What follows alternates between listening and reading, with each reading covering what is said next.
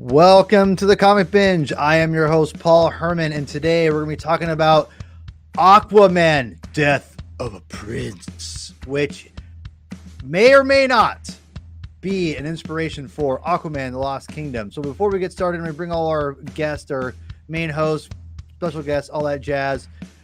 Do me a favor and go and hit that subscribe button. It only makes sense, to everyone. I really appreciate everyone who already has.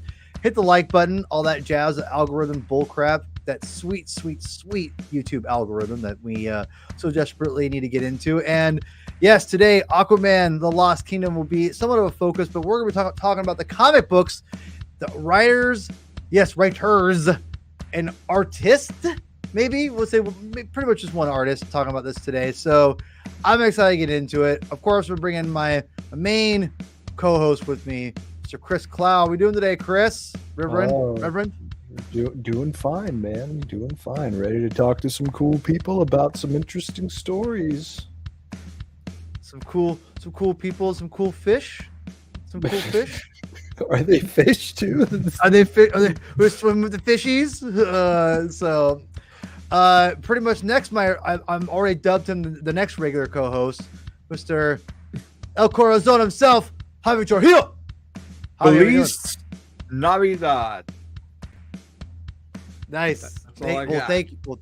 Well, there you go. I'd say it. So, are you a fish fan?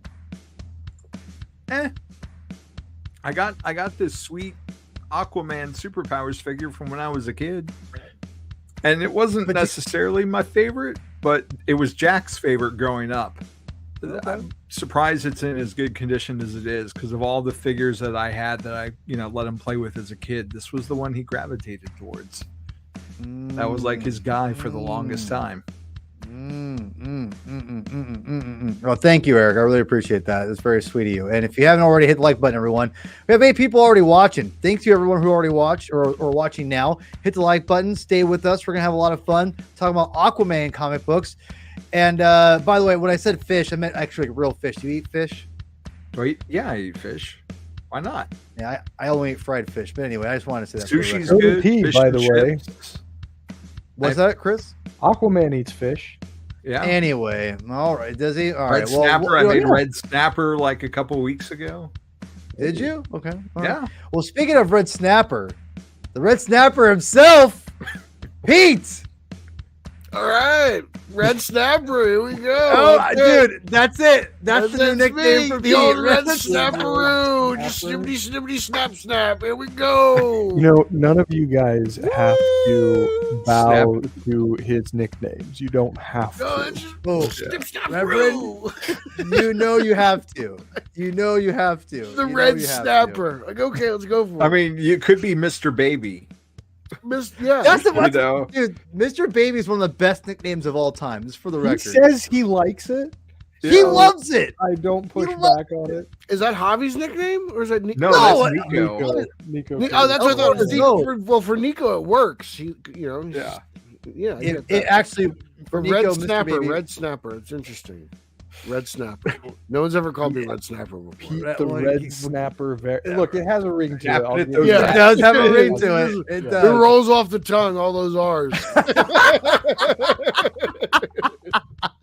Okay, all right, everyone. So today we're going to be talking about Aquaman, Death of a Prince in honor of the last DC, whatever you want to call this movie that's coming out. The last of its kind of the Zack Snyder era, you could say. And I was watching the first movie before we jumped on. For now. Right. Buying them and taking it to Netflix. Okay, Javi. We're not a conspiracy theory. We're not having a movie podcast, people.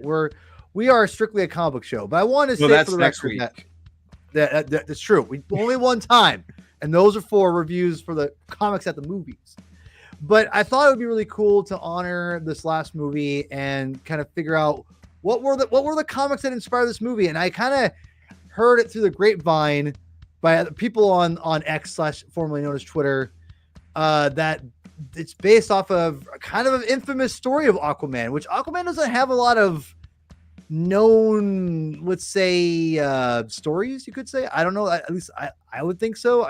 You guys can correct me. I'm not the DC guy like you guys are, but Anyway, this story is gonna be called Death of a Prince. What's not it? Sorry. I did long one, everyone. God darn it. Where is this? Hold on, guys. I'm gonna get this one over. There we go.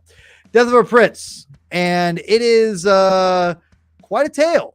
And if it's based off this movie is based off this comic book series or comic book storyline, we're in for a very interesting story indeed. So Is it a whale of a tale? wow.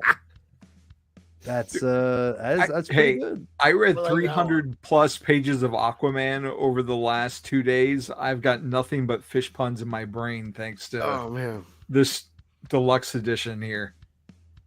Yeah, and we'll get into all that. So if you're wondering, we'll get the tape, if you will. There's a lot of comic reading for this, and if anyone can do me a favor and read out what the reading material is before we get started, that'd be great. I'll prep you up here in a second. You can read you can read this whole storyline, by the way, if you're wondering, if you're hard up for cash. The easiest way, honestly, is probably if your library system has Hoopla, go on the Hoopla app and check out this book, Death of a Prince, Aquaman. It's on there. That's where I got all my covers from. It's from Hoopla. It's free. It's all digital through the through the library systems. So if your library system has Hoopla, check it out. It's great. It's all on there. It's also on DC Universe Infinite, if you're Ryan Lauer. It's all on there through the premium service, I believe, as well. The individual issues are not, which is very odd, to be quite honest. But if you're, it looks like they are. They are not. I looked because I was going to read it. I was looking it up that way, and they are not all on there. But if you go onto the service for the Ultra service, the actual trade is on there, which I will gladly show you all here in just 1 second. Well, the trade is showing to be Ultra, but looking at the Aquaman title, it shows the issues. And it's not marked as Ultra, so I don't know. I thought the Ultra stuff was marked as Ultra. Well, it's in. All I gotta say is, if you're looking for the trade, it is this one right here. That's a beautiful looking book. There is also it is deluxe edition hardcover that I would show you, but it's not here yet. Oh, nice. Okay. Very nice. So for those who are wondering, right down there I have it in the link I have the description as well. Right there is with the reading material. If you don't want, we're gonna do light spoilers as much as possible. So if you're, I want to be courteous. You guys come back. Obviously it's called Death of a Prince for a reason, y'all. That's all I gotta say. I'm not gonna walk around that. I can't help that much. But anyway, remember how read materials. In the Death of Superman didn't die? Well, that's all. I digress. So anyway, we're gonna talk about the story. I'm gonna kind of throw it to the DC boys here. Guys, did anyone actually read this, knew the story before we actually read it for our homework assignment? Because from what I understand, Chris, you're one of my best friends. We talk about comics on the reg. I don't think we've ever talked about this story ever between our, we talk about Aquaman quite a bit, obviously. So when you and I first met each other, you would give me shit for liking Aquaman. So you have for evolved good reason in the years. No, absolutely not. So I thought you would evolve, but apparently I was wrong. You were wrong. But yes, I had read not all of the issues that are in the collection, but I've read the key issues from this story before. I actually first read them in the lead up to Blackest Night. I was actually kind of on a hype train for the potential of getting Arthur Curry back in the DCU before Blackest Night. So I went back and I read several solid Aquaman stories, and this was among them. A lot of Peter David stuff, but this was thrown in for good measure. And I think that the thing that jumps out at me about it, the titular moment for the collection, it is pretty jarring. This was the late 70s, so we had already endured like Gwen Stacy, for instance, but this is a child, and I think the brutality, I mean, it's still 70s comics, so it's not going to be super graphic, but that doesn't necessarily change the impact of the moment, at least the first time I read this story. And then revisiting it, I just felt like I just had this pit of dread up until the actual moment where it happened. And the thing that's I find really cool about the collection is that it is very complete. Like, it gives you a very full picture of the entire stream of events, even some things that are maybe tangentially related at best, but it's just a really good snapshot of what Aquaman stories were like during this era. And they're fun. They're a lot of fun. They are imaginative and arguably, maybe hey, there he is. His ears were burning. Hey, Nico.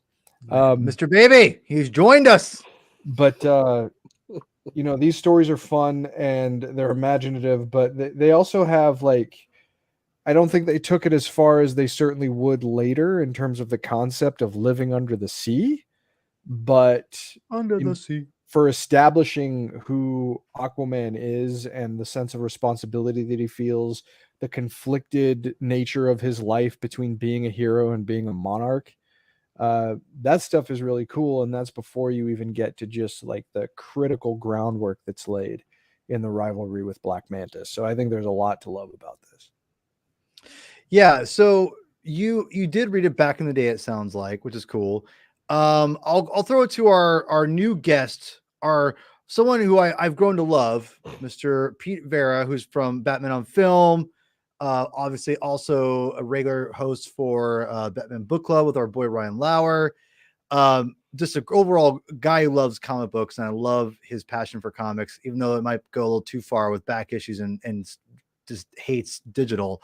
That being said, Pete, I don't know what digital is. That's just anyway. Pete, that hoopla stuff is just stop it. Not for Stop me. it. All right. So Pete, when did you first hear about the story, and did you read it before? You kind of turned me on to this a little bit, like as far as like this is one of those stories that like I knew about it. I knew of Aquababy's death and whatnot. I never read it. You know what I'm saying? Like it was kind of like lore, comic book lore at the time. And then you find out the movie comes out, and the movie's kind of what really inspired me to kind of dig deep and kind of look into it. To be honest with you, because I'm like, are they really going to kill this baby? Like, like I was kind of like, I'm thinking about it, and like I'm like, oh, they're introducing this baby, and Black Manta's got this like lineage plot. I was like, this is really okay. This is too similar. So I was like, I got to read this book to find out what this is all about. And I opened up the story, and it's like, oh, this is more like kind of like Nightfall than I expected. It's not like straight up. It's the juggernaut of Aquaman, right? Chris mentioned him juggling, being a king, being a Justice Leaguer, but it's just him also just he can't handle it. Like he's really struggling. And even back then, like we've thought of Aquaman as such a joke for such a long time, that even in the 70s, like I was like, oh my God, he's so real right now. Like this is the realest Aquaman's ever been. Well, that's really gets into, and I even more so than like the John stuff, and I know that's really popular, and I love that stuff too. But I'm like, I don't know, man. I read the story, and I was like, I love this story. This is fun.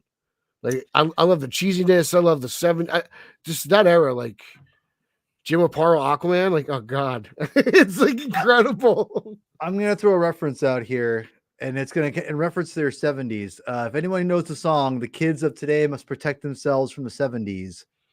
If you know that reference, you're a G, and that's true. And we'll talk about this in this story here a little bit. But I'm glad you revealed yourself of what you're thinking about this title or this story, because it's interesting. We have a lot to dig into. El Corazon, Javi Trujillo. What did you read the story before? How familiar were you with the Aquaman, the Death of a Prince? Not very. I somehow knew about him dying from osmosis, just from whatever other DC stories I've been around.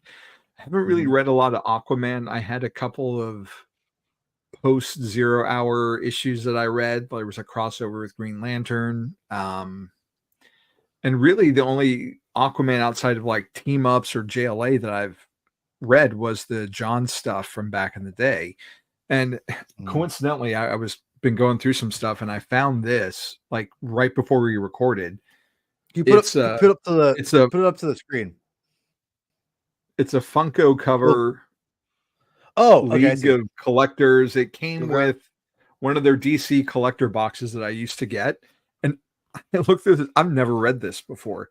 I've had this since 2017, but it has like reprints of all the covers that we're about to talk about. There's so many And then good it's got covers. it's got the Death of a Prince issue reprinted in it. I was like, Oh, oh, wow. Nice. I've had this whole time and didn't even know. But I kind of feel a little bit like Peter. Like at first I'm like, okay, this is really cheesy and all right, but at least the Aparo art is good.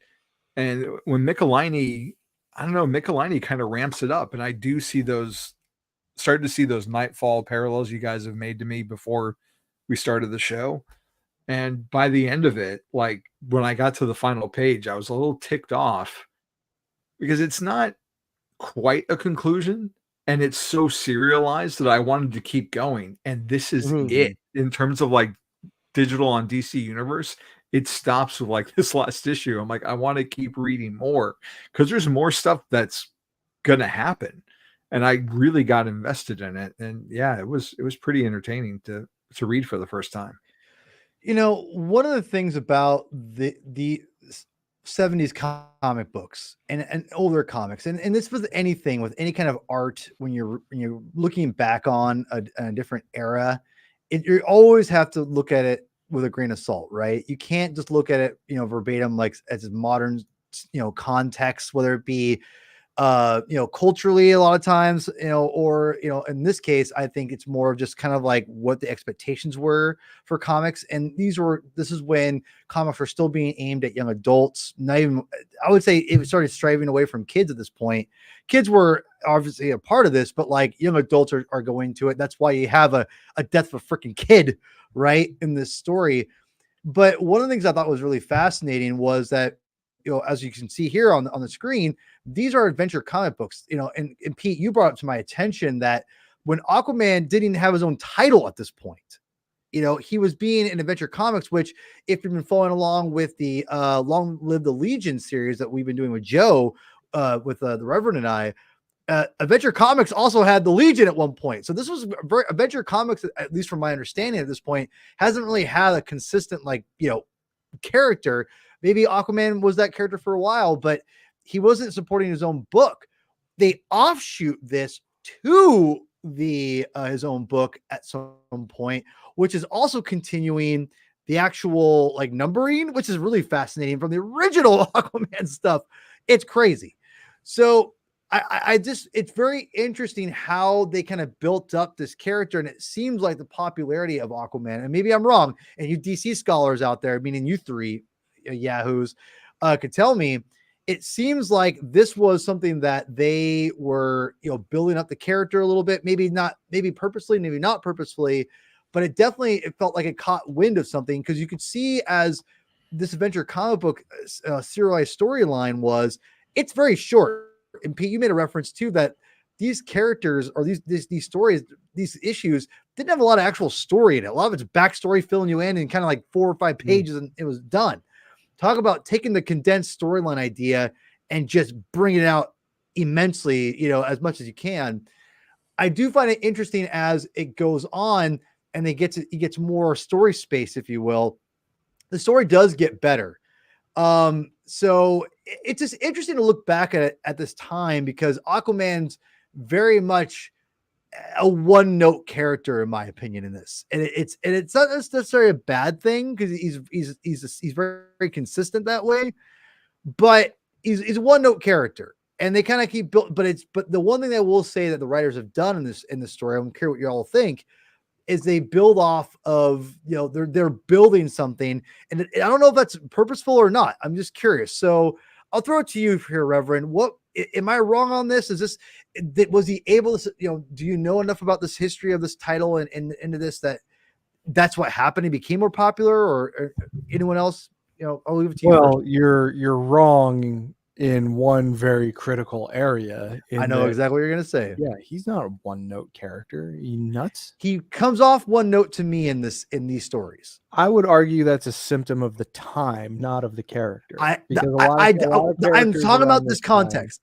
only. particularly at DC, were written in this way. There was a house style that was a little bit different from reading an issue of Amazing in the 70s, which, you know, pushed boundaries for the time. As far as I know, let's see. So we picked this up in Aquaman 57. So Aquaman 56 came out, I believe, in 1971. And the series was canceled shortly after that. So yeah, they just picked it back up. They resumed the series. And it's really funny. Which I assume, and I don't know this for sure. It's too bad we don't have Roman on, because I bet Roman would know. But pretty sure that what was happening in Adventure Comics is a direct influence on the decision to revive the ongoing.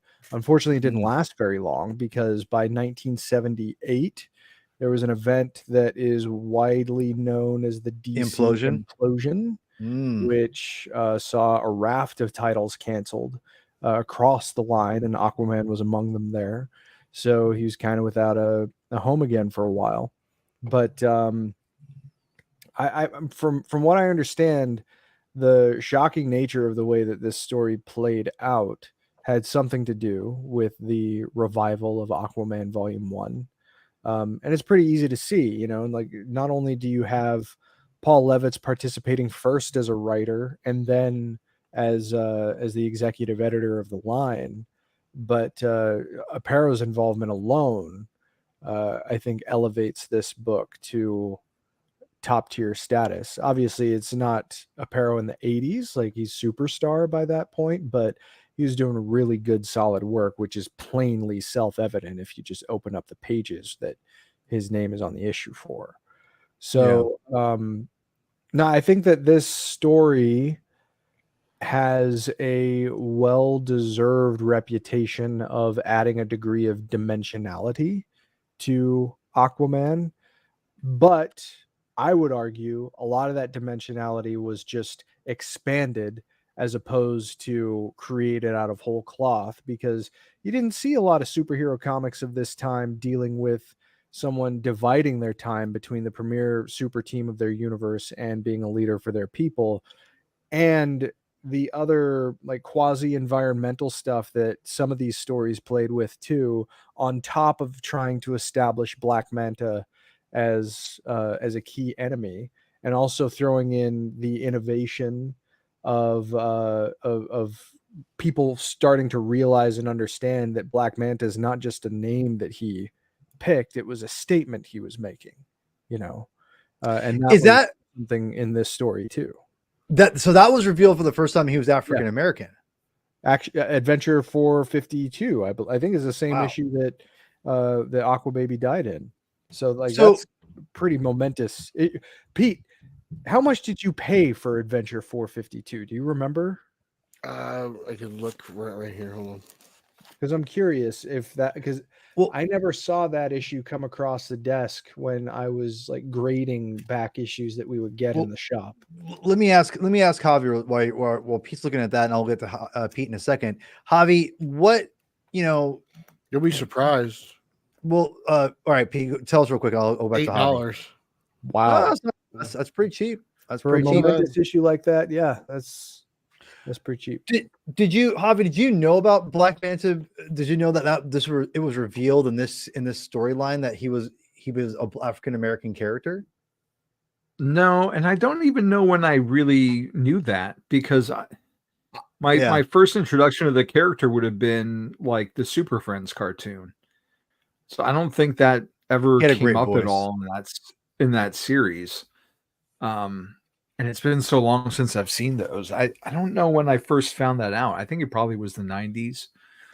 And then, like the whole one thing I was disappointed about in the trade was not getting the context for why Aquaman and Black Manta were going at it. There's a lot of gonna start, Yeah, there's a lot. I don't want to call them filler villains because I guess this is his rogues gallery, but there's a lot of sea-based people that Don't you like the touch the fisherman. shows up. Don't you talk about my fisherman that way. I like the fisherman, to be Yeah. honest with you. I thought he was kind of cool for the most part. But there's so many of these guys that I'd never really didn't know a whole lot about. And the Marauder that I know was from a Flash crossover, and it was a female by that point. I just or and this the character. logo, What the the He test hell doesn't was have logo, that? many villains though. Like, to be honest, like it's Black Yeah, Manta, like- it's Orm, and like what is it? and You know, like, Orm, and then the Trench, I guess. Yeah. And that's even New 52 stuff that wasn't from before. Starro.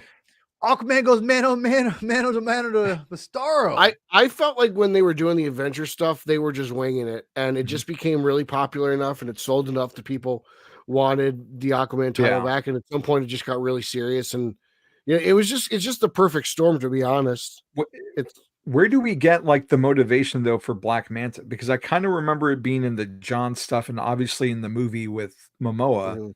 But where did it come into being that Aquaman was responsible for Black Manta's father's death? Because that doesn't get mentioned at all in these stories that we read. No, I think we were and- ways off from that by Yeah, this I point. think I'm not that's sure John's exactly. stuff. Is that I a think New he feels that. 52 only thing? I think he. I or thought was he it came up around with that. before then? Now, Okay. and for the record, I just want to say, for people who don't know a lot about Aquaman, I know the movie and I know a few comics, and that's it. Like I read a little bit of Mhm. Peter David's run, and I, like you, Javi, it would have been nice to know the history, but I will say I think the trade or the stories do enough to where I understand these people don't. They've been around, they've been duking it out for a long time, so I Yeah. just kind of Yeah, that's assume like pretty there's. apparent. Yeah, and that's pretty apparent. And I think what's is honestly the basis of the whole story, because it's very much like you know what, I'll see your Nightfall, Pete, and I'll raise you. This reminds me more of Hush than anything, because it feels like That's fair.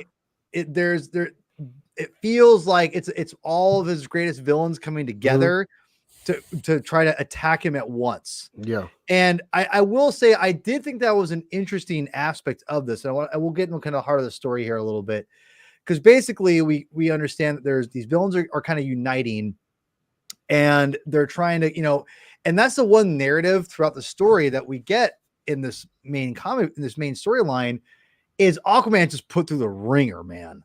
And Chris, I'll give you just a second. Don't worry, I'll get you in a second. Just give me a second, for God's sakes. But it's put through the ringer, and I will say that I'd like the aspect of at least it was consistent that way, because I feel like a lot of old comic books, they just kind of, it's very much, I think, to both a positive and to a detriment. These older comics can be just very much in their own zone, like their own issue, and you kind of forget about the narrative going forward. I think that's where Stan Lee really flourished and really helped introduce that narrative going, kind of that narrative storytelling. I do like that it's evident in these comic books, which I really liked. So, Chris, I'll let you go next. Go ahead. Yeah, so I did a quick dig, and I guess Manta's origin story, his first origin story, didn't come until Sean McLaughlin had the Aquaman title in the early 90s, but it didn't have anything to do with the death of his father. That didn't show up until Brightest Day. So that was John's, which was John's, but not New 52 John's. Right. Yeah. Although, I mean, and some other people too. Peter Tomasi, but Right. Brightest Day does kind of have some connective tissue to the John's ongoing, even though it was after the transition to the New 52. Like the costume is the same. That was where we got to see Ivan Reis draw Aquaman on something of a regular basis, because Ivan Reis did a fair amount of interior pages for Brightest Day, and they did the Aqua War story between Aquaman and Manta, and that was where the new version of Aqualad that was popularized on Young Justice first appeared in the comics. So this just adds to the tapestry. Anyway, all right. continue. So Pete, I'm gonna throw it to you here. So I mentioned that there is an ongoing narrative. I will say because I was surprised at how many different writers there were on this. I mean, obviously we have scripters, and Levitz was the North Star, obviously, with everything. But I will say I'm very impressed with the fact that there is a common narrative, and maybe I'm reading too much into it. Did you get the same thing from me? Because it felt like they were just dumping on him like crazy, like it's more so than usual.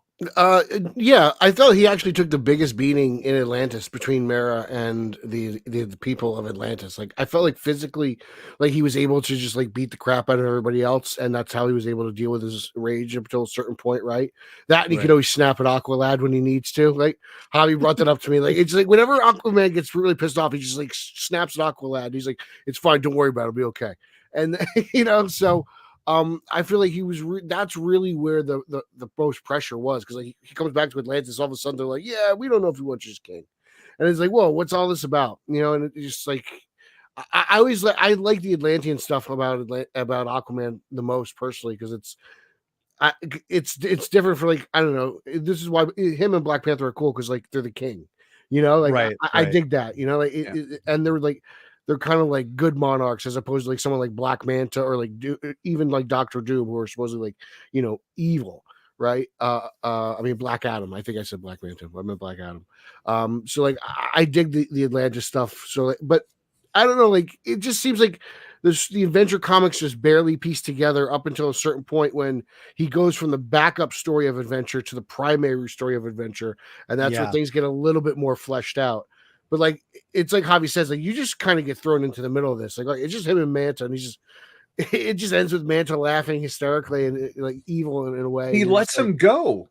Yeah, he's in that first story. He stops him and then like throws him on a boat and like, "Don't come back here again." And it's like, but he does that like a couple other times. He does that a couple times throughout the story. Even like with the issue with Batman. Batman's like, "You're just gonna leave? Like, what about all this?" And then he's like, "I got too much on my mind. Like, you take care of it." Like he's so stressed out. He's really like just kind of exhausted mentally. Well, in that moment too, where it's after what happened to the baby happened, and he's ready to beat Black Manta to death, probably. And when Manta utters the word mercy, like he's kind of annoyed by it in a weird way, but he also realizes, as heroes do, what needs to separate him from someone like Manta. And I thought that was a really good, solid, just DC Comics Justice League member heroic moment, especially for the time. Thought it was good. I also like watching Aquaman deal with the government. Like as essentially as a member of a royal family, as a monarch, whatever, that's like a responsibility. Like I think it's something that's been carried on a little bit in comics since, like it's a cool thing that's kind of like progressed as time gone on. And I really dig it. Like it makes sense. Like Aquaman should go to like UN meetings, like, where there should be like an Atlantean representative. How many times did they mention NATO? I know, right? NATO was like new serious conflicts with them, and then. he's helping out. He's doing favors for the government in Paris because he's stopping like the what was it, like the drug runners or whatever it is. Like he's all over the globe protecting every coast. It's really kind of cool. Like I was digging all that stuff, which is part of the plot. Is that because he's so busy being a hero, like he gets ousted by his own people, and there's other stuff behind it. But there was the first hardcover edition of Kingdom Come had like this sketchbook. It was the second book that came with it, and Mark Waid and Alex Ross kind of like broke down like their version of like every hero. And when it was divided into sections of like the factions, and when we get to Aquaman, it had never really occurred to me before. Mark Waid pointed it out, like he's the ruler of like 3/4 of planet Earth, and it's just him, and the similarities of being a King Arthur, and the mythology that comes with that. And I was really surprised because I never really thought of it that way before. But I never think of the King Arthur thing. It's good stuff. It's all over these stories that he's a king and a superhero, and the fact that it's not it's not Peter Parker level, like there's no, Curry luck or anything, but there is like I didn't expect the problem of trying to balance being a ruler and being a hero and being a husband and a father and like a big brother. Like it's not as overt as like I said, like a Spider-Man thing, but it's there, and it was something I wasn't expecting, and I really enjoyed seeing that because it was a lot more. It's very simple, but it's also a lot more complex than I was prepared for. Well, what was that story? I can't remember where I read it, but one of the cool things about the Justice League dynamic generally is that all of those people have such vastly different personalities. So Yeah. what is the thing that ultimately like dials them into each other? And I think I remember maybe it was a Brave and the Bold where Hal Jordan was out patrolling Sector 2814, and there's a moment of him just kind of like floating in space. It's dark and there's nothing around. And then he comes back to Earth later, and Aquaman's out on patrol in the ocean, and he goes to find him, and it's the same. And he like understands why like there's the similarity and the vastness. Obviously it's just one world, but just like the experience in the moment seemed to dial Hal Jordan into the experience that Aquaman has, trying to keep everything in line under the across the entirety of the ocean. So really, I don't know why I can't remember where it was. Well, But and it's cool. to ask you guys about, do you think that how basically it was Levitz, Conway for a little bit, kind of mostly looks like he scripted more than actually like wrote stories or whatever, but obviously it was Levitz, McElhaney, I would say in Cooperberg, Paul Cooperberg. Cooperberg. Yeah. Is it Cooperberg, not Cooperberg? Okay. My question is, do you think they over the course of the entire story, and this goes to all of you, do you think that there was were they successful in giving us a consistent like story of this like just burdened dude just like getting beat on? And do you think that was successful? Even reading it back to now, was it interesting to see that narrative kind of go forward over such a long period of time? Because think about this, because we always think about, again, single issues being 22 pages. Well, this is, some of these comic books are only like 12 pages because of the splitting of the things. It's a lot more organized. Do you think they were successful in telling this very consistent tale? That goes to anybody. Anyone can answer that. Yeah.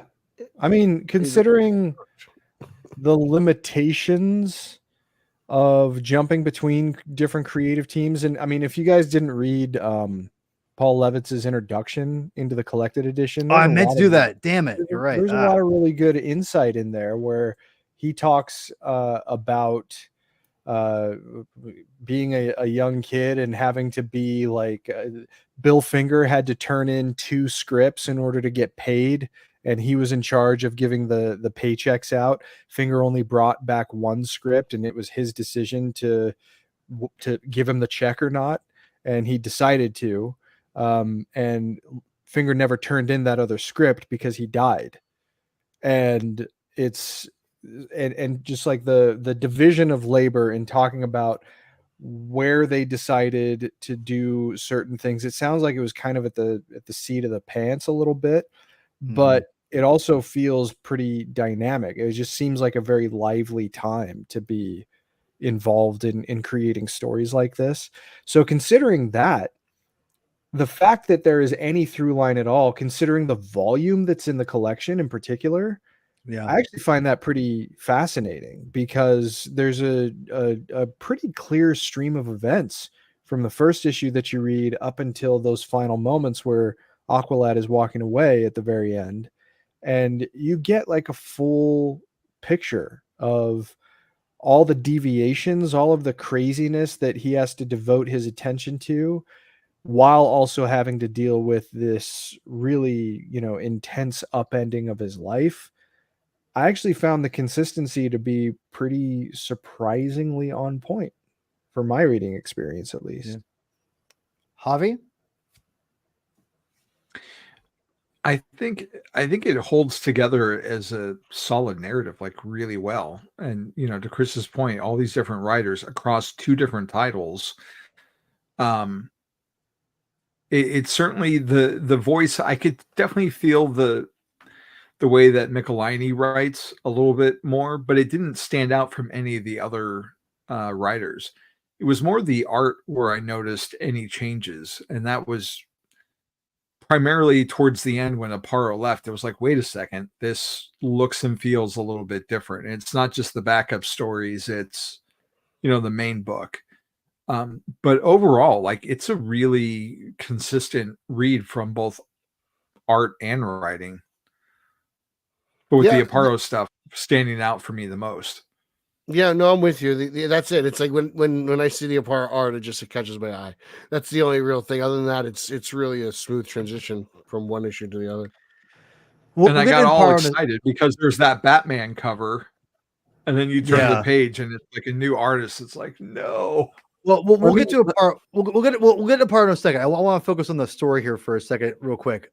Chris, did you want to add anything about the story? Yeah, let me just read this real fast. This is Paul Levitz. By the rules of the time, since Bill Finger didn't turn in his script, this meant that I now owed the company 6 pages of script. I pleaded with Joe to allow me to make it up by doing something more exciting than the short mystery stories that so far had represented the sum total of my published work as a comics writer. He acceded to my request, and as a result, I inadvertently bumped Steve Skeets off the character for which he had done amazing work. A very belated apology, Steve, for being young, pushy, and thoughtless. So you can look at A Quiet Day in Atlantis as Bill Finger's last to DC, or my first superhero tale, or both. I guess I did a decent job because when Aquaman replaced the Spectre as the lead feature in Adventure Comics a few months later, Joe offered me the writing assignment. I wrote The Pirate Who Plundered Atlantis. Jim Aparo drew it beautifully, and Joe brought it down the hall to publisher Carmine Infantino's office for Carmine to design the cover. Carmine thumbed through the pages, looked for dramatic moments, read a bit of it, and decided that 1, my dialogue wasn't up to snuff, 2, another writer needed to be brought in to fix it, and 3, I should be replaced on the series. Oh yeah, and 4, I shouldn't be writing solo anymore. So it's just like, considering all of the control, those are a lot of dominoes. Right? Yeah, considering all of the control over these very valuable IP now, like it's fascinating to read about how these stories were created, and the fact that there is consistency at all, narrative consistency, shows that the writers were thinking about it, and Levitz was too. There were some pretty awesome covers. I mean, this cover is pretty cool. Yeah, no, they're beautiful. Hold that up again, Pete. We still can't hear you, Paul. Wait, which one is it? This is 435. I'm not sure which one 435 is. But I want to say for the record, I think I'm so glad that because it's a different it's just funny because it's this, you mentioned the Spectre, and I was like, yeah, I picked these up, and I'm like, it's just funny, I got some good Spectre stuff. I wanted to say too that that's a really good point. I'm glad you read. I actually screenshotted those things from Levitz on the Hoopla app because I wanted to read it later on. I just forgot about it. But I love the fact that there is historical context to this, because it's obvious that something happened because Levitz comes off, and then there's like 2 different writers, and it's just crazy. It's like it's nice to know, and having that context to see how these stories were constructed amidst like there's chaos, but besides just the chaos going on, there is that whole like assembly line art, the capital A going on. It's like, okay, we're still doing this amongst the chaos. So knowing that there is all that, and this still gets put out on a, in a narratively consistent level, is impressive in and of itself back in the 70s. And I think that is really interesting. And when people read this, because I read this and it's like, it's obviously dated, right? But knowing the context of everything, it's good dated though. It's I agree. Dated, I agree with that. Yeah. No. And Pete, why don't you talk a little bit more about that? Because I want to say, let's finish this up and say that I do think that knowing the context helps even more so and appreciate this comic book. But go ahead. It's, I mean, you read it, you could just, because of the way I read it, I could tell by the smell of the paper that this is going to be, things are going to be different. It just is what it's No, the kind of. paper. Yeah, I pulp. mean, yeah, it smells good. These are things you can't get on Hoopla, but Wow. but it feels different. You could tell that okay, it was written with such care, even though there's a bunch of people on there, but Yeah. it's written so well that even the cheesy stuff, this is like the best of cheese. So this is like the A-list material, like it works. It translates so well. Like it doesn't feel like it's like slightly dated. It doesn't feel horribly dated. In my opinion, like I had no problem. Like there weren't like references like, oh God, like this is a horrible reference. Like everything just kind of made sense. It doesn't feel timeless, but it feels like it's a wonderful piece set in a specific period of the character's history. No, right. So here's what I'm going to ask you. Because it's wonderful cheese. What's the wonderful cheese exactly? Give me some examples. Oh, it's just a typical Aquaman cheese. It's him using his telekinesis or his fish sense or whatever it is. To call it's all that stuff. It's how he like taunts Black Manta at times. It's how he just throws him over. It's with him and the fisherman. Like it's those tropes of just the mystery villain going on for so long, and then you find out the fisherman isn't who he is. Like it's those wonderful moments of just comic book writing of that era, as well as just the craziness of Aquaman that just blends so well together. Like even as like we've gone on, we've gotten way more serious interpretations of Aquaman. Like this stuff stands out to me as like the best because it's just the best combination of everything, in my opinion. It's not too far either way. It's so in the middle. Like, yeah, we're this cover with Batman. That issue with Batman sums it up. It's great because they work together, even though Batman's like reluctant to do it. And then at the end of it, Batman's yelling at him, and like I said earlier, Aquaman just like swims off. He's like, right. like it's an interesting concept, and it's even at the time, like like you're supposed to be thinking like, oh, Aquaman, he's a big dork, but he's not. Like it's there's a great amount of weight to it, but there's also a good amount of just silliness, and even then they even sidetrack you with like 3 issues, and you learn about Aqualad's history and like his family lineage and where he's from. So it takes you off on this like weird side story as well. It does in a very not as great way, in my opinion. But that's not. I don't really. It's whatever, right? Before I want to say Vaccaro. I want to say really dialogue. Well, yeah, I'm about to get to that. Okay. So what I want to talk about, I want to save anything art related. We'll save at the end because I think that's worth talking a lot about. Honestly, dialogue. Now, what you're saying, El Corazon.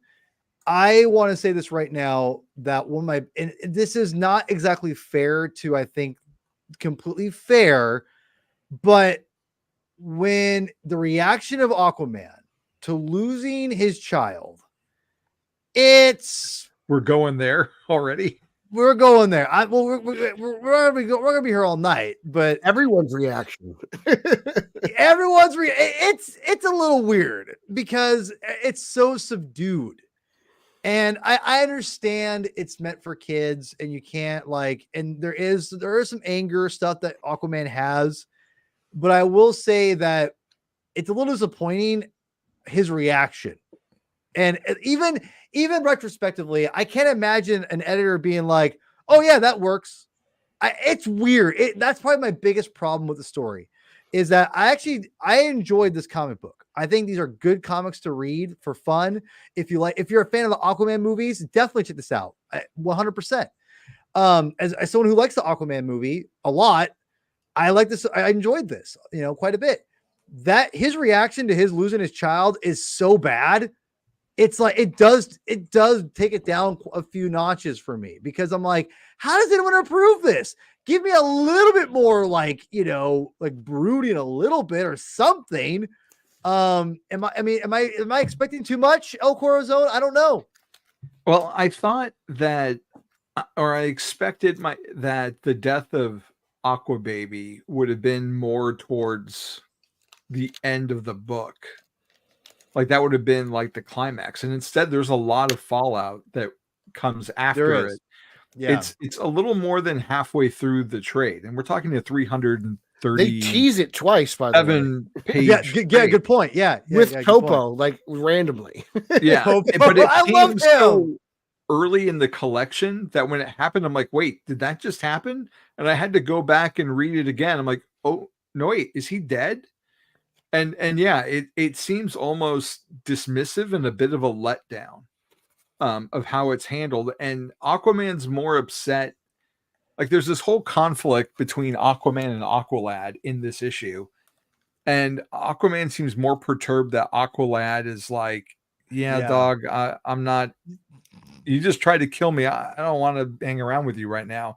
He's more upset about that than the fact that his son is dead. And then he like goes off for like months before he comes back home. And that felt really weird. But as the story goes on, like you kind of see ramifications for some of the other characters, and that kind of made it worth it. And when you get to the Mara side of the story, the Mara that's side where is solid. the impact really comes from. Before we get like too much into that, just the dialogue in general, like 70s dialogue seems a lot more loose. I've noticed that a lot in like the Brave and the Bold comics from the era. Like Batman's a lot more chill. And I don't know why I always expect Aquaman to talk kind of like Thor proper with lots of V's and verilies and all that. And his dialogue is very relaxed. There's a lot of slang that he uses. He, hurls insults at his villains like Spider-Man would almost. I think he calls like the fisherman like fishy or something. And I can kind of see like the Momoa a lot of heroes did that of the interpretation. Yeah. Like it kind of, to me, like doesn't make Momoa seem so far out there with his delivery. Yeah. And his attitude, which I kind of found refreshing to see it like that. But yeah, Mara though was the big standout for me in this collection. Like she's so just together. Like she's not like a old-timey damsel in distress. If anything, it's the opposite, where she's coming to Aquaman's aid more than like he needs her more than she needs him. Which becomes very apparent by the end of the story and how she deals with, her child on death's door. Yeah. Well, and really quickly, I'll throw it to you here to a second, Pete, and then Chris. I do like the fact I have no idea what Mara's origin is, or whatever, but it was cool to get at least an insight of this era. I'm not sure if that's still the same way now. There are 3 different crises or 8 different crises, whatever. Different. Well, but whatever. I did like the idea that it came from a different dimension. I thought it was kind of interesting. So, So Pete, what's your take on the reaction of Arthur's the reaction from Arthur? It's about his kids dying. I think it's an interesting reaction, just coming off the idea that he has to kill Aqualad to save his kid. Like that whole like sequence of events is really kind of fascinating to me. Like he clearly chooses to try to kill Aqualad, and then he's got to figure out like, well, I need Aqualad now to try to help save my kid. Like it's just, but it doesn't even like occur to him to try like, hey, let's team together or let's fake this out or something. Like, he's gonna kill you. There's like one part of me that agrees with you totally, and then there's another part that like overanalyzes. Like, well, he's in the middle of a nervous breakdown right now, so he's like, there is that, like, so, like I'm trying to like defend Aquaman at some point. So, like, I see what you're saying. Like, there's these, but that's like the charm of this. I feel like that's always like the charm of the 70s. Like, I feel like they do. That's just how they wrote stories back then. Like, yeah, that's fair. So at one point it's like really dark and grim, but then all of a sudden it's literally like the brightest thing in the world. Like, okay, we're back together. Let's do this. Let's be heroic. And then Aqualad takes like a real 90s turn. He's like, what? Like I was like, whoa, hold on. Like, I'm going to go find out who my dad is before I work with you again. I need someone else to make me depressed. So Pete, would you say his reaction's a negative to the story for you? Or just kind of indifferent? Everything involving the baby's death is very surprising to me because it's not as big as I thought it would be. It's actually such a quick flash, but it's like what Javi says, it's the reaction. And when he gets back into Atlantis, there's that whole like trickle of down effect of well, first of all, you waited like 2 months to tell Mara the kid's dead. Like you get another huge crazy. moment, and you're out. You know, like I get it, you want to like avenge the death, but at the same time, you could at least come and tell the mother of the child. You know, like he makes some weird choices. He does. That is consistent. I will say, and I don't know if that's by Which makes accident. you think he's just a regular guy. He's just screwing up left and right. Well, that's fair. But like, I will give, before I throw it to you, Reverend, I will say that it was because of that consistency that it wasn't as it didn't make me dislike the book a lot. It just maybe it went down a couple notches because I just didn't feel realistic to me. So I mean, and again, it's a superhero comic book. How realistic can it be? Yada yada. But let's be real. We read these stories to identify ourselves with them and to relate to them. And you know, this travesty stuff has happened. I unfortunately know people who have lost children, and it's awful, as you can imagine. And so it's weird to see that in that context, you know, a little bit. I know it's the 70s, and you bring up a good point. So those are all solid points, Pete. Good solid points. Reverend, what was your take as a father here? What his reaction? Was that weird to you? Did it take it down a notch? What was your take? Look, I can't change the way that the scene emotionally hit you guys. For me, I think you're looking a little too narrowly at the immediate aftermath of the moment as opposed to the entirety of the story. Select the like button. As opposed to the entirety of the story, because for the entire book up until the moment that Aquababy is killed, we see Aquaman lurching between his different duties. We kind of see him struggling to stay on top of the things that are important to him, but that are also commanding his attention. So when it happens, his immediate instinct is, I have to get him. I have to go for him. I cannot stop until I address this immediately in front of me. And then on the very last page of the collection, when Aqualad, you know, absent-mindedly asks how Arthur Jr. is doing without, you know, it's just a reflex action. He turns from these people now to leave, the sorrow deep within him, for he does not belong here now, but his time to join in the morning will come later. He walks away with his head hanging and with Aquaman and Mara embracing. And to me, that felt like the release. That felt like the moment they can finally be together and take stock of everything that they've just lost. So it all culminated for me in a way that felt very much in line with everything that we had seen in these collected stories up to that moment.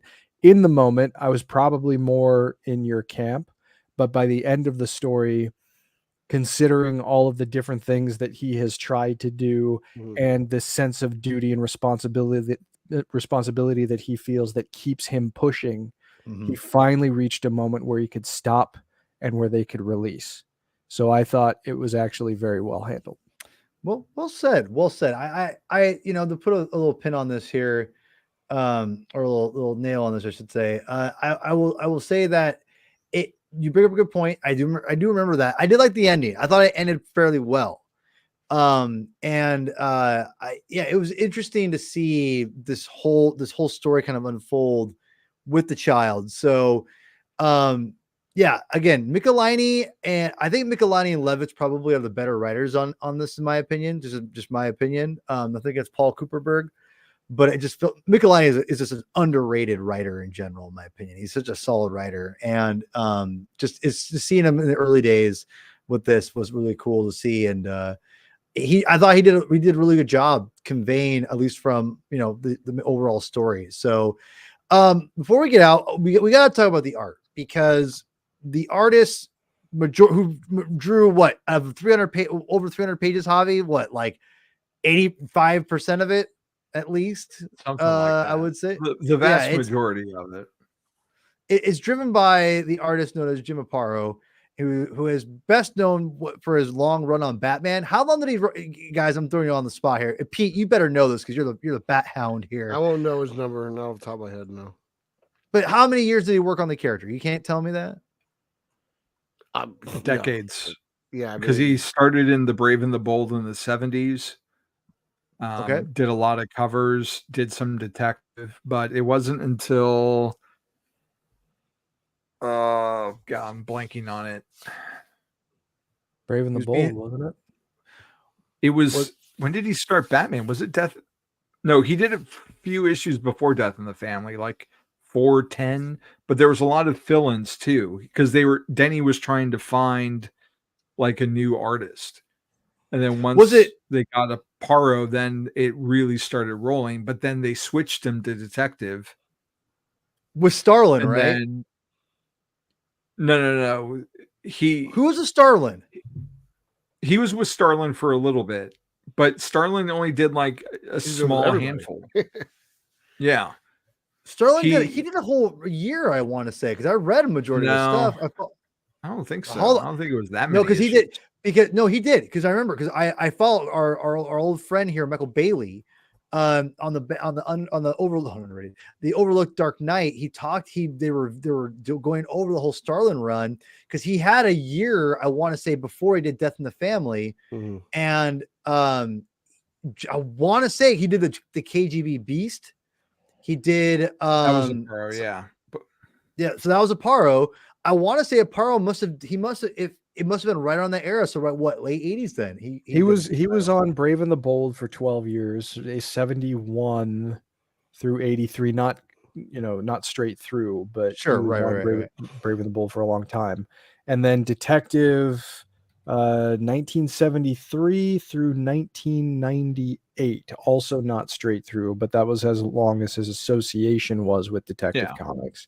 And then because he and Breyfogle flipped at one point in the 90s, and that's when I started reading Detective and ditched Batman.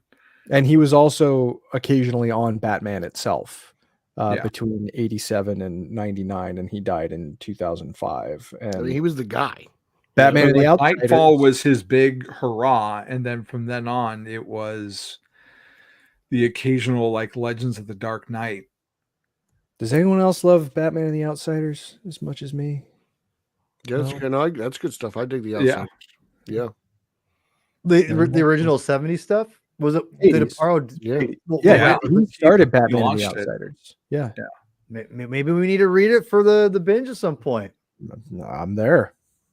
Because who wrote the series? Mike W. Barr, I think. Oh, Barr did. Okay. Dude, Barr. He did. Yeah, because he also love reading Barr. Because Barr did year 2, right? Yeah. Yes. Yeah. Okay. Yeah.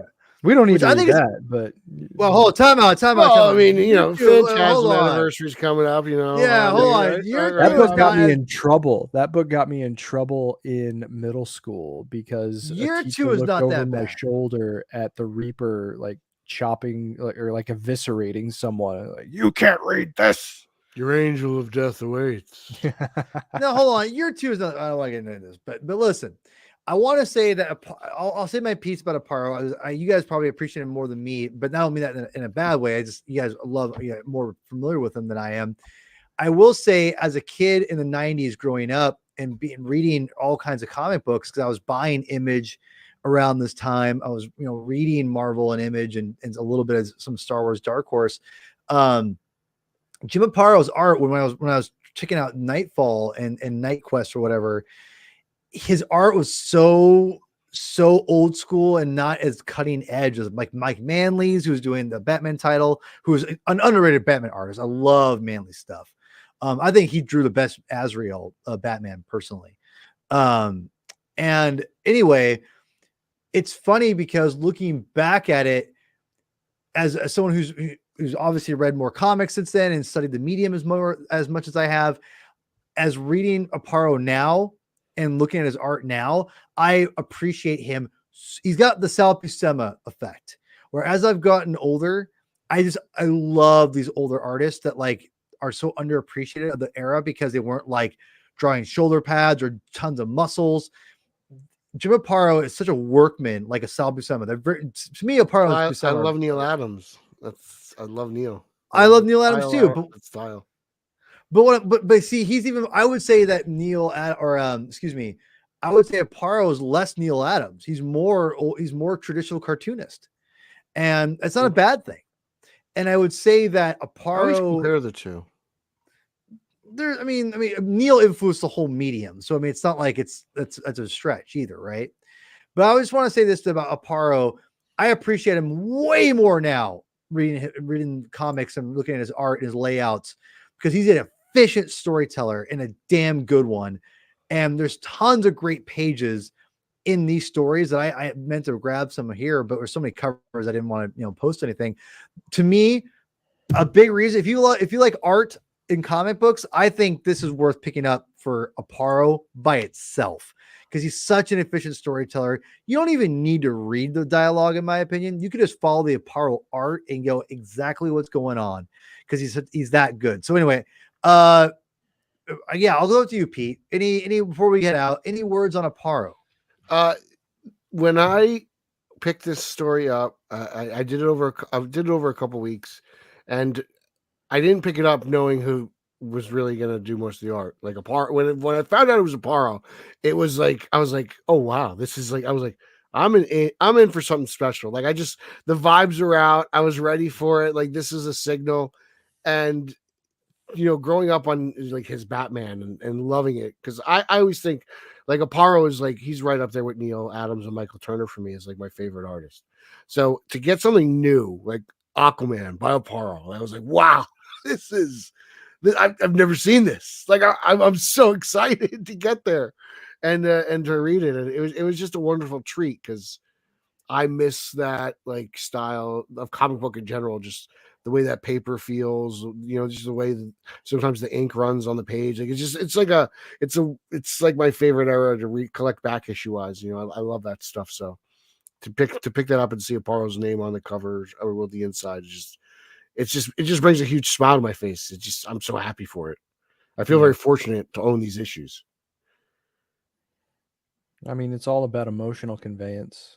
Every time his name is on a cover, the emotional conveyance from the people involved in the stories is always so very clear. Obviously the writer has a lot to do with the situations that are constructed for that, but Aparo seemed like a guy who really understood how much can be said on people's faces and just in people's eyes. There's always such care that's given into the way that the eyes are constructed, in particular. At least it's always what stood out to me.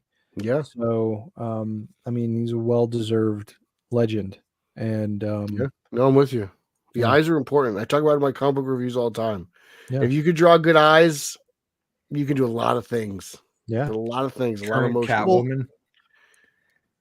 Well, well, and to your point here, faces in comic books are, to me, that's the windows. The eyes are the windows of the soul.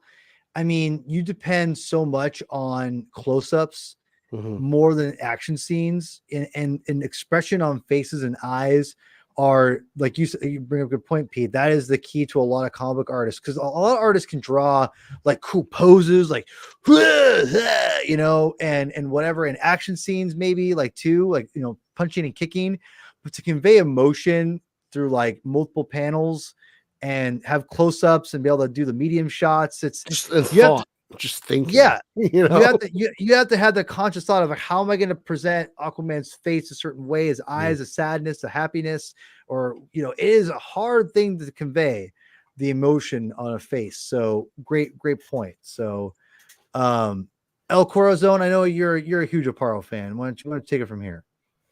I mean, when I close my eyes and think of Batman, that's what I see.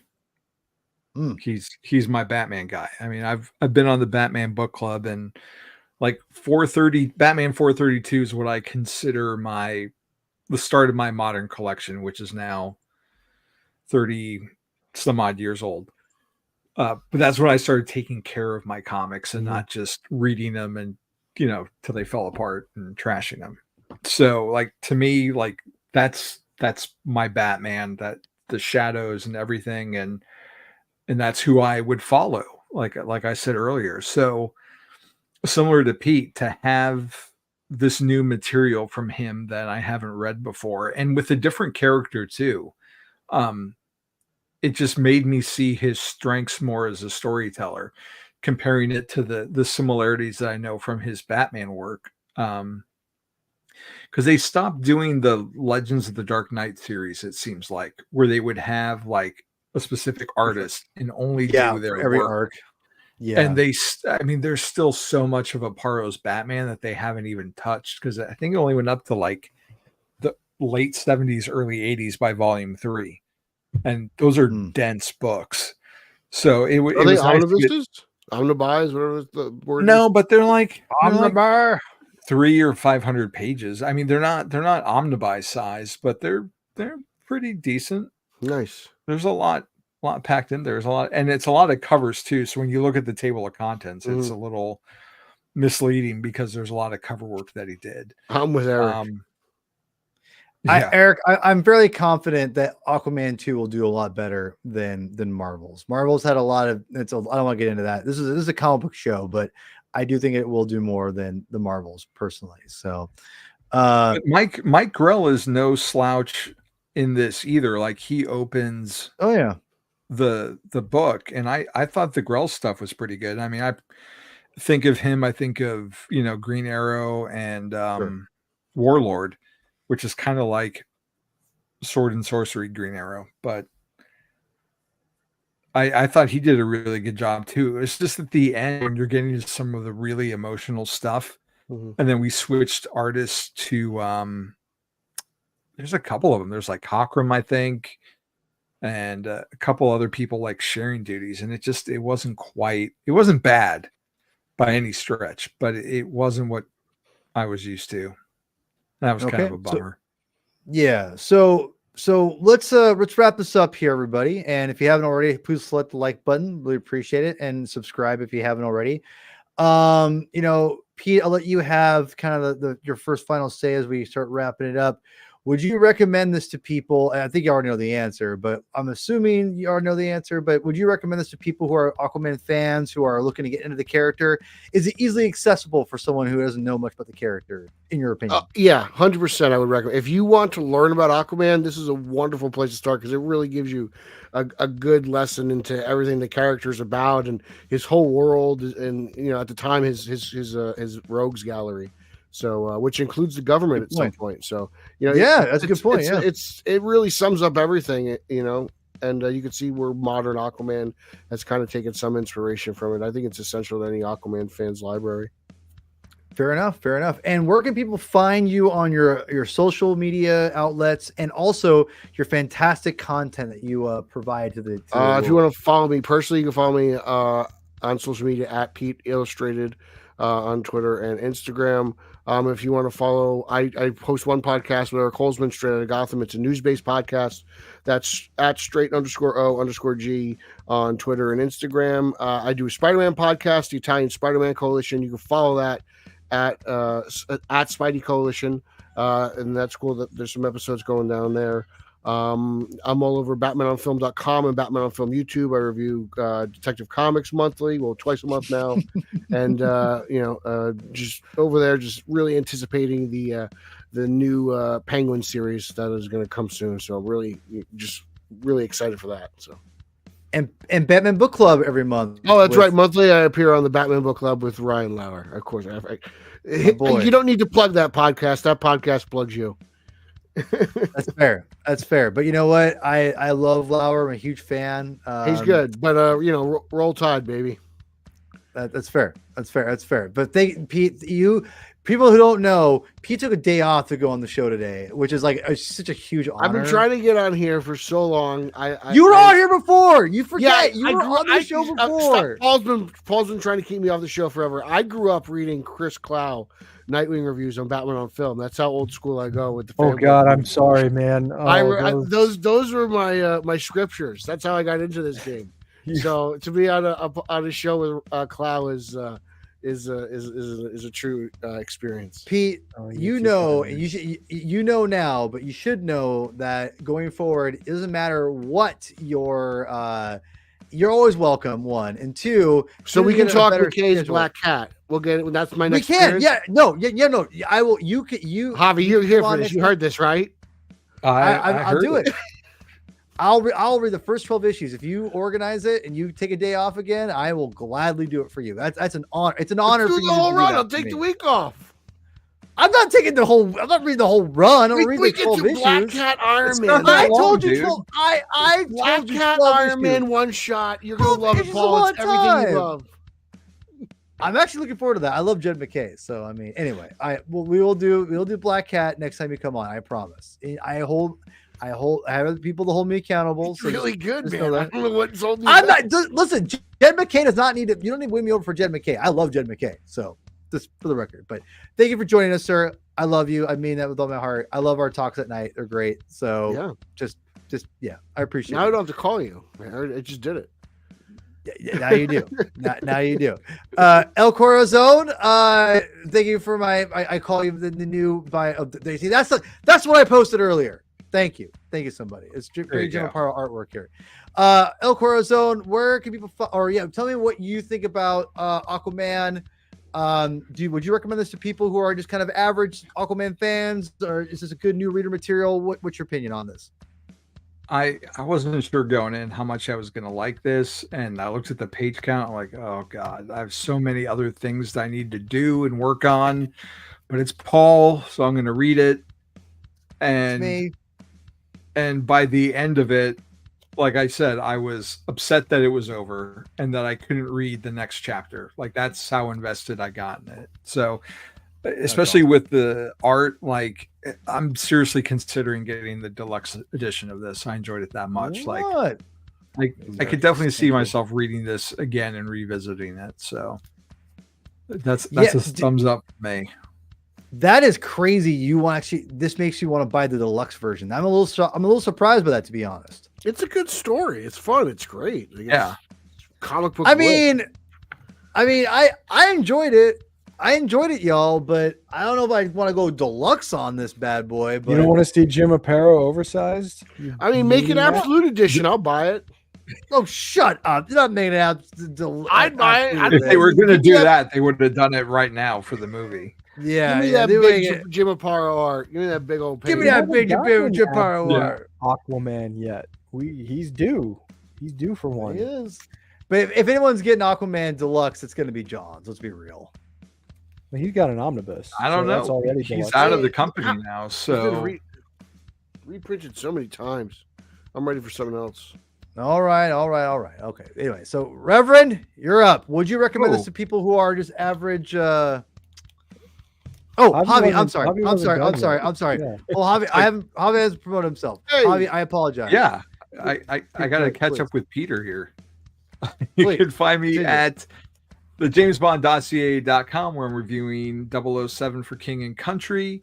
Ooh. God, now I forgot all the stuff I'm doing. BatmanOnFilm.com is the main thing. Reviewing Catwoman, which came out today. Talk about art that has very expressive eyes. That's this issue. Batman Gargoyle of Gotham, Batman and Robin, Batman the Brave and the Bold. All those books I'm reviewing for BOF. Christmas Eve. There is a very special episode of Batman animation dropping with the sheriff, Ryan Haas, and this gentleman down below, old Boudin Pockets Red Snapper, Peter Vera. And we are going to Red talk. Snapper. Red Yeah. Snapper, man. We have Red already Snapper. discussed, I should say, the 30th anniversary of Batman Mask of the Phantasm. And we have a great discussion on that I could have can't gone wait for on that. twice as long as it did. It was When's that dropping? Christmas Eve. Man, that was It so wa- much fun. so a day before the 30th anniversary. And it was one of the most fun Batman animation episodes I've done. So I'm excited. just I'm hearing excited those for two that. is just a treat enough. So You get three of my favorite people in one room. On one podcast. I'm there. So we got that to look forward to next week or this week, I guess. And Up to Speed with Wally West. One of these days, I'm going to get that annual done. so I can keep moving on with the regular books. So hopefully once we get past the holidays, I'll find a moment to record and should have a new episode soon. Keep the grind And then up, homie. Knights Never Die with the Reverend Chris Clow. Can't forget that. And me when I can show And up. Paul when he shows up. And Paul. Do your homework, Paul. Wow. But which, by the way, that is by far our most popular shows on there, and that's why I should just let Chris and Javi have the whole show. Because Shut up. So anyway, Bill, but seriously, Knights Never Die is a brilliant idea. It's given me tons of ideas. I need to sit down with these two jokers at some point and talk about more just shows ideas for later on this year, because this next year, before I throw it to you, Chris, next year is going to be a lot more focused on, I would say, on some of the bigger comics. I wanted to wait, kind of build the show up a little bit more before we get into some of the heavy hitters. And next year, we're going to take off some of the gloves, you could say. We're going to be covering a lot more bigger titles, a lot more bigger storylines, also with some smaller stuff too, mingle it all together. But I'll just say this, there's going to be a lot more of the bigger things we'll be covering next year. So look forward to that. And answer your question, Eric. Yes, don't worry. We are coming back next week to review Aquaman Lost Kingdom. So Comics at the Movies is coming back. I'm already telling Javi he has to be there, so he has no choice. We'll figure out when that day is going to be. Movie first. Well, no, it has to be next week. Well, that's the problem. Yeah, that's figure that out. So, but that will be next week. So don't worry, we'll be reviewing that, and then after that, we'll take a week off for the New Year's, and then after that, it's full steam ahead. Lots of great shows planned. Reverend for $1. No, teasing a little bit. Maybe a few more months for that one. We still have to but it's coming. It's coming. Yes. But anyway, Reverend, you're up next. At Chris Clow on various forms of social media, CHRASCLOW. Keep it in tune to the Comic Binge for future episodes of Knights Never Die. After we finish Batman and Son, we are going to take a little bit of a detour to unpack Arkham Asylum, A Serious House on Serious Earth, since the issue right after Batman and Son is very much like a spiritual successor to Arkham Asylum, also written by Grant Morrison. So be sure to check that out. I was recently a guest on the Digging for Kryptonite podcast hosted by Anthony Desiato, where we unpacked the second half of the entirety of Superman New Krypton. That's everything that went from the second half of World of New Krypton, where Kal-El is actually living among his people again, through Last Stand of New Krypton, and then the very abrupt end that was War of the Supermen.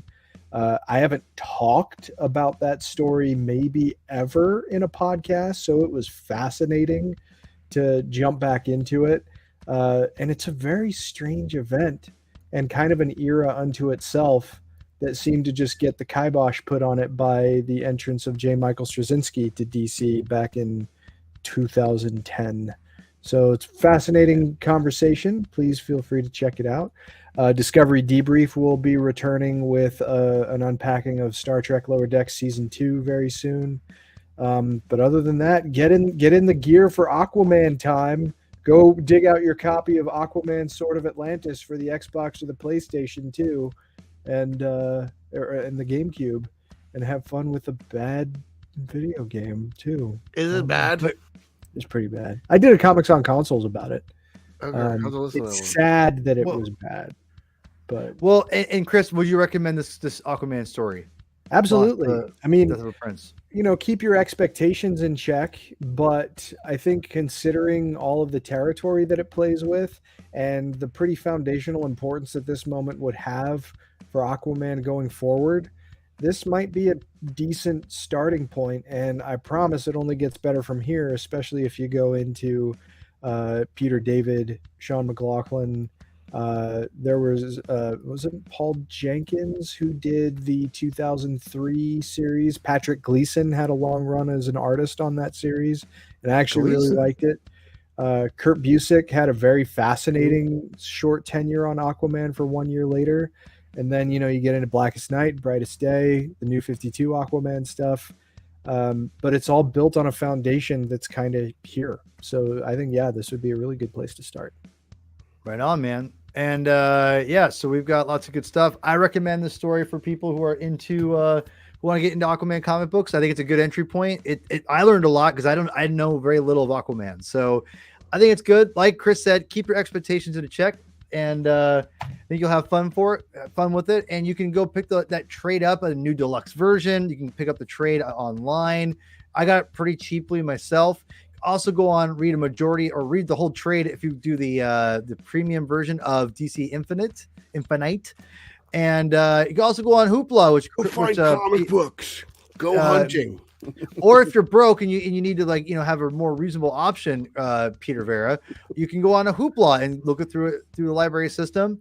And so I definitely should recommend checking those out. It's big either way. I think it's a fun read. Keep your expectations in check. You'll have fun. And if you haven't already, please subscribe to the Comic Binge. We appreciate everyone's support. And we're just about growing the comic book medium as much as possible. And hopefully make comics ourselves one day. So that is, at least for me anyway. I can't speak for everyone else. But either way, I appreciate everyone for joining us. And Mr. Clow, Reverend, why don't you take us out, my friend?